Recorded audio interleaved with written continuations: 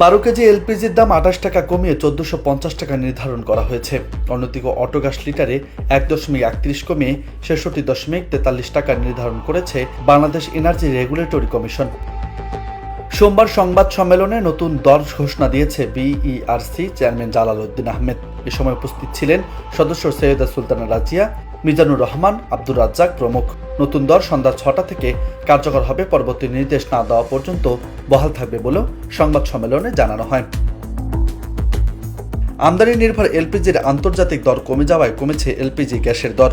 জানুয়ারি মাসে 2 দফায় এলপি গ্যাসের দাম সমন্বয় করা হয়। প্রথমে 2 জানুয়ারি, পরে ভ্যাট বৃদ্ধি পাওয়ায় আবারও দাম বাড়িয়ে 1459 টাকা নির্ধারণ করা হয়।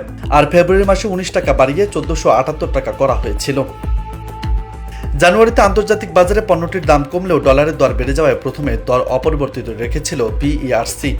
ডিসেম্বরের তুলনায় প্রোপেন ও বিউটেন টন প্রতি গড়ে দাম কমেছিল $13.33। সেই হিসেবে দাম কমে আসার কথা ছিল। আমদানি নির্ভর এলপিজিতে 2021 সালে 12 এপ্রিলের প্রথম দর ঘোষণা হয়। ওই আদেশে বলা হয়, সৌদির দর ওঠানামা করলে ভিত্তিমূল্য ওঠানামা করবে, অন্যান্য কমিশন অপরিবর্তিত থাকবে। ঘোষণার পর থেকে প্রতি মাসে এলপিজি দর ঘোষণা করে আসছে বিইআরসি।